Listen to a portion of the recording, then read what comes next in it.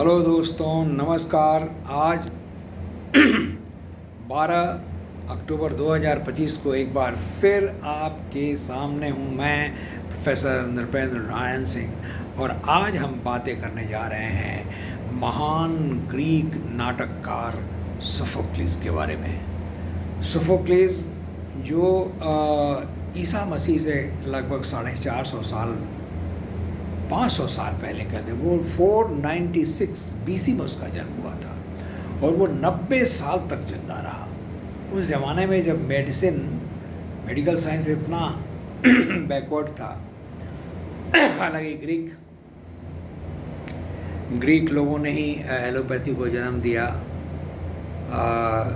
लेकिन medical science बहुत ही backward था उस समय बीसी में। तो ईसा से लगभग ईसा के मसीह के जन्म के लगभग 496 साल पहले इस महान नाटककार का जन्म हुआ, जिसका नाम था सोफोक्लिस। वो ट्रायम्विर 3 जो त्रिमूर्ति थे उस समय ग्रीक ट्रेजिक नाटक के। एस्काइलस सबसे बड़ा था, उसके बाद सोफोक्लिस, उसके बाद यूरिपिडेस।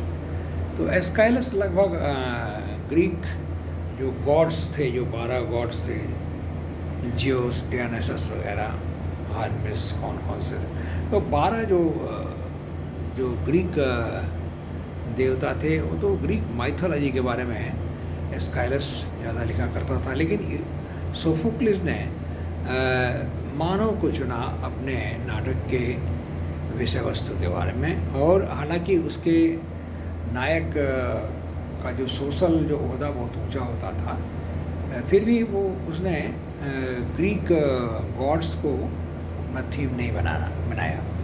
तो बहुत से इनोवेशंस उसने किए सोफोक्लिस ने। तो आप बाय द वे हम बता दें, आपको याद दिला दें कि ग्रीक लोगों ने बहुत सी चीज़ों की खोज की और उसमें सबसे पहले आता है कि ईसा मसीह के जन्म के लगभग 800 साल पहले पहला जो है महाकाव्य ग्रीक लोगों ने लिखा। तो महाकाव्य का ओरिजिन, महाकाव्य का जन्म ग्रीस में हुआ। होमर के इलियाड एंड ओडेसी 2 पार्ट में जो है, जो आप जानते हैं, वो हेलेन को ग्रीस और ट्रॉय के बीच में युद्ध होता है। तो हेलेन की कहानी है। हेलेन को राजकुमार ले जाता है और चुरा ले जाता है, उसके लिए ग्रीस और ट्रॉय में युद्ध होता है। और वो इलियड पात्र में है, जो इलियड है उसमें है। और ओडेसी में ओडिसस जो ग्रीक योद्धा है, उसकी यात्रा का वर्णन है। यूलिसिस कहें या ओडिसस कहें, तो रोमन और ग्रीक जो है उसको यूलिसिस और ओडिसस कहते हैं। तो ग्रीक लोगों को जाता है श्रेय महाकाव्य के जन्म का। और इसी तरह ट्रेजेडी जो दुखांत नाटक है, उसके भी जन्म का श्रेय जो है, ओरिजिन का श्रेय जो है, वो ग्रीक लोगों को जाता है। और 5वीं सदी बीसी में, 5th सेंचुरी बीसी में, ये 3 नाटककार एक दूसरे से प्रतिस्पर्धा करते थे। और डियोनिसस जो 12 रोमन गॉड्स में से एक था, जिसे God of wine, God of fertility, God of frenzy, God of music, जो बहुत कुछ उसे कहा जाता है। मेनली वो गॉड ऑफ फर्टिलिटी था, गॉड ऑफ वाइन था, नेचर गॉड। तो नेचर के सेलिब्रेशन किया जाता है। तो डियोनिसस का जो फेस्टिवल होता था ईयरली, उसमें नाटक की प्रतियोगिता होती थी और तीनों भाग लेते थे। और उसमें सबसे ज़्यादा जो है उसने प्राइज़ जीते, फर्स्ट प्राइज़ जीते, वो सोफोक्लिस था। तो सोफोक्लिस ने लगभग 72 बार, 72 टाइम्स जो है उसने फर्स्ट प्राइज़ जीता। और अपने 2 जो कंटेम्प्रेरी थे, जो प्रतिद्वंदी थे, एस्काइलस और यूरिपिडेस, उनसे कई गुना ज़्यादा उसने फर्स्ट प्राइज़ जीते। तो अपने देश, जो छोटा सा देश एथेंस था, उसका सबसे प्रिय और सबसे फॉर्चुनेट नागरिक में से एक था। वो एक प्रॉस्परस एक वेल्दी फैमिली में जन्म लिया, बहुत ही अच्छा वेल एजुकेटेड था, बहुत ही हैंडसम था। तो एक ब्लेसड था, एक आदमी वो जिसने भाग्य ने जो हमेशा उसका साथ दिया, वो ही was a darling of fate, और वो जन्म से ही वो बहुत ब्लेस्ड था। तो एक सफल जीवन जिया और at the great age of 90 साल की गंभीर बहुत लंबी अवधि तक जीने के बाद उसकी मृत्यु हुई। तो उसके लगभग 120 लिखे हुए नाटकों में से लगभग 7 जो अभी भी बचे हुए हैं, बाकी सब खो गए हैं। ग्रीक इन तीनों नाटककारों ने, एस्काइलस, सोफोक्लिस और यूरिपिडेस ने सैकड़ों नाटक लिखे हैं, जिसमें से अभी केवल 37 बचे हुए हैं। लेकिन आज भी ग्रीक नाटक जो इंस्पायर करते हैं, यहाँ तक कि शेक्सपियर के नाटकों में भी इन महान ग्रीक नाटककारों के कई जो आस्पेक्ट होते हैं, पहलू होते हैं नाटक के, उन्होंने प्रभावित किया। जैसे एक कोरस एक चीज़ हुआ करता था, एक सिंपैथेटिक, एक संवेदनशील और सहमर्मिता रखने वाले, सहानुभूति रखने वाले, वार्म हार्टेड एक दर्शक के समान कोरस, जो 15-16 लोगों का समूह जो हमेशा स्टेज पे विद्यमान रहता था, उस कोरस की एक बहुत भूमिका होती थी ग्रीक नाटकों में। ग्रीक नाटकों में जो है वो मास्क पहना करते थे कैरेक्टर, और वो लंबे ऊंचे बूट्स पहना करते थे। बहुत सारे विचित्रताएं थी ग्रीक नाटकों की।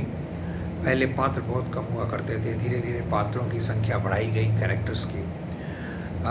कोरस को पहले बहुत महत्व दिया जाता था। यूरिपिडेस ने लगभग समाप्त कर दिया कोरस के महत्व को।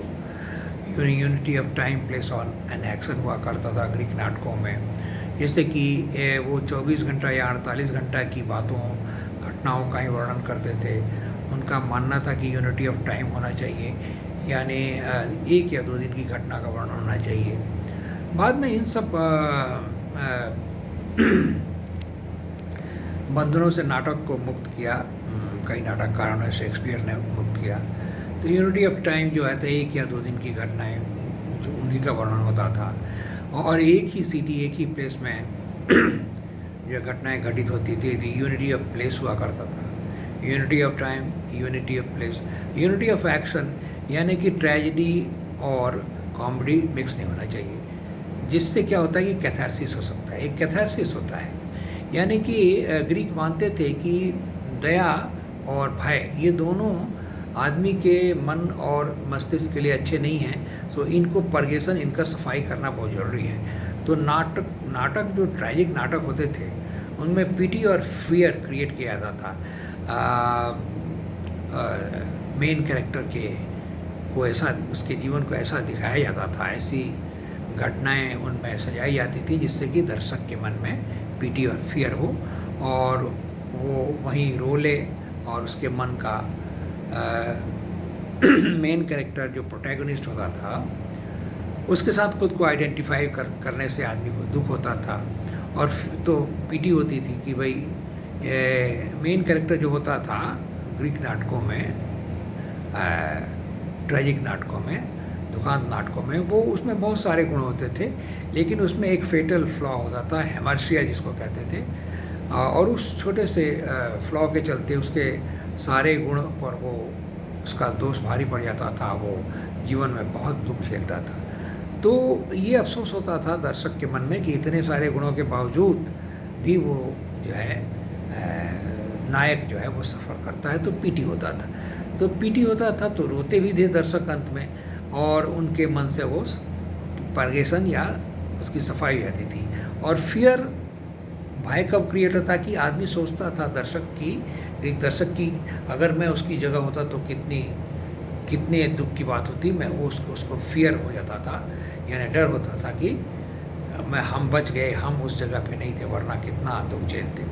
तो पीटी और फियर क्रिएट करना, ये 2 फीलिंग, ये मेन पर्पस था ग्रीक नाटकों का।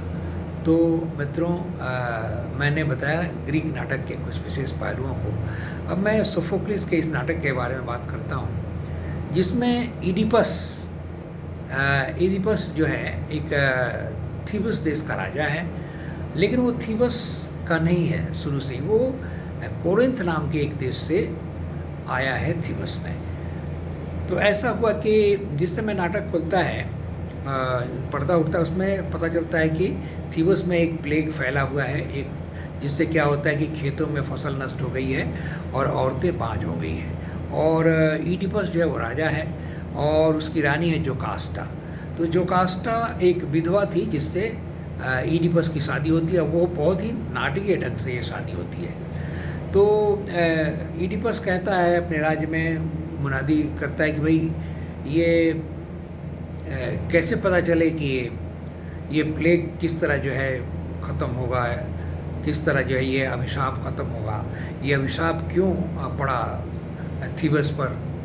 तो वहाँ के लोग कहते हैं कि भाई टायरेसस नाम का एक अंधा, एक भविष्यवाणी करने वाला, टायरेसस नाम का एक अंधा भविष्यवाणी करने वाला है, उससे पूछा जाए तो वो बता देगा कि किस कारण से प्लेग फैला हुआ है और फसल सब खत्म हो गए हैं और नारियां बाँझ हो गई हैं।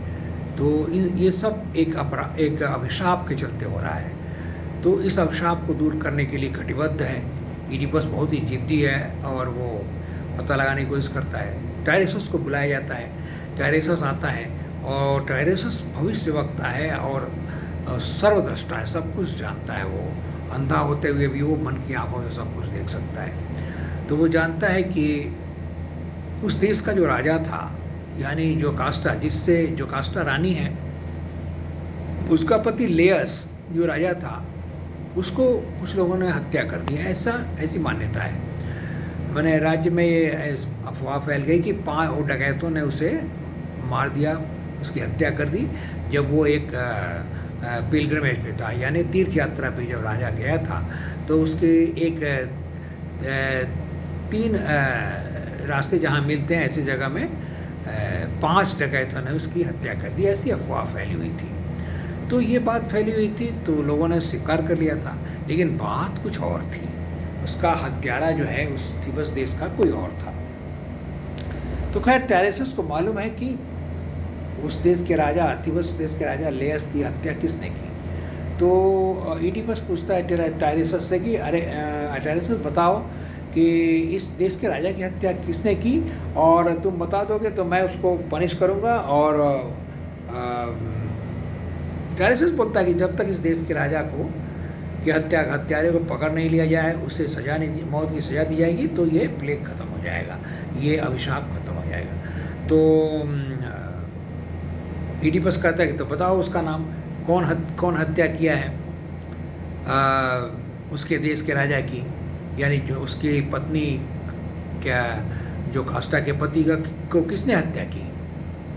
तो टायरेसस कुछ बोलता नहीं है, चुप रहता है। तो वो उसे धमकाता है, बोले इसके हाथ पांव बांध दो, इसको सजा दो। तो टायरेसस गुस्सा होकर कहता है कि तुम ही ने उसकी हत्या की है और तुम ही ने अपने माता से शादी की है, तो तुम ही उनके हत्यारे हो और तुम अपनी माँ के से तुम्हारी शादी हुई है। तो उसको बुलाने के लिए उसने अपने बहनोई को भेजा था, क्रेयन को। तो ईडिपस समझता है, उसको शक होता है कि क्रेयन ने शायद टायरेसस और क्रेयन मिल गए हैं और वो उसको राजगद्दी से हटाना चाहता है, उसका बहनोई। इसलिए उसने भविष्यवाणी करने वाले टायरेसस को मिला लिया है और क्रेयन को बहुत बुरा भला कहता है, झगड़ा करता है। इसी बीच जोकास्टा आती है और समझाती है कि अरे तुम मेरे अपने बहनोई से क्यों लड़ाई कर रहे हो, तुम नहीं जानते, ये ओरेकल्स जो हैं वो टायरेसस गलत बोल रहा है, टायरेसस ने ये गलत बोला है। और इसके पहले इसका प्रमाण ये है कि तुमने अपने पिता की हत्या नहीं की, तुम नहीं हो अपने पिता के हत्यारे। मेरे पति की हत्या तो 5 डकैतों ने की। तो ईडिपस को संदेह हो जाता है और इस बात पर जब जोकास्टा कहती है कि उसे 3 रास्ते जहाँ मिलते हैं वहाँ उसकी हत्या 5 डकैतों ने की, तो ईडिपस को याद आता है कि उसने किसी आदमी से झगड़ा उसको हो गया था जब वो कोरिंथ से थीबस की तरफ चला। तो उसे एक अद्भुत आदमी मिला जो बहुत ही घमंडी और थोड़ा हॉटी टाइप का था। अब राजा था भाई, उससे किसी बात पर कहा सुनी हो गई, और उसी जहाँ 3 रास्ते मिलते हैं वहीं उसने उसकी हत्या की थी। तो वो अपनी वाइफ से पूछता है कि अच्छा, वो तुमने बताया कि 3 रास्ते जहाँ मिलते हैं, तो मैंने ऐसा किया था। एक आदमी को 3 रास्ते जहाँ थे वहाँ झगड़ा हुआ और मैंने उसे एक आदमी की मौत हो गई मेरे हाथ। तो उसको शक हो जाता है कि शायद उसने ही हत्या की है। तो अब उसको पता चल गया कि उसने तो अपने ही देश के राजा को मार दिया है। इसको अंग्रेजी में पैरिसाइड कहते हैं। तो उस समय ग्रीस में ये रूल था कि राजा की हत्या करने वाले को मृत्युदंड दिया जाता है या देश निकाला दिया जाता है। तो अब इसको डर हो जाता है कि ये तो उसके लिए बहुत मुश्किल की घड़ी आ गई है। उसने कोरिन्थ में अपने जो माता पिता जिनको समझता था, कोरिन्थ के राजा जो थे वो थे पोलिबस और मेरोप। तो वो अपने देश कोरिन्थ से आया था, वो इसी डर से कि वहाँ उसको एक ओरेकल ने, एक भविष्यवाणी करने वाले ने कहा था कि तुम अपने पिता की हत्या करोगे और माता से शादी कर लोगे। तो कोरिन्थ उसने इसलिए छोड़ा था कि वो वहाँ जाएगा तो पोलिबस की हत्या कर देगा और मेरूप उसकी अपनी माँ से शादी कर लेगा। तो वो वहाँ से हमेशा के लिए उस जगह को छोड़ चुका, तो वो वहाँ नहीं जा सकता था क्योंकि सब लोग जानते थे कि इस तरह का अभिशाप उसके ऊपर था। तो वो दोनों देश में नहीं जा सकता। इधर उसने थीबस के राजा की हत्या की, ये प्रमाणित हो गई, और वो अपने देश कोरिन्थ भी नहीं जा सकता। तो इसी डर में जी रहा है ईडिपस। और दोस्तों, मैं इसका दूसरा खंड भी बनाऊंगा इस वीडियो का, जो बहुत ही इंटरेस्टिंग है। और आज के लिए, अभी के लिए आपसे जो विदा लेता हूँ। नमस्कार, शुभ रात्रि।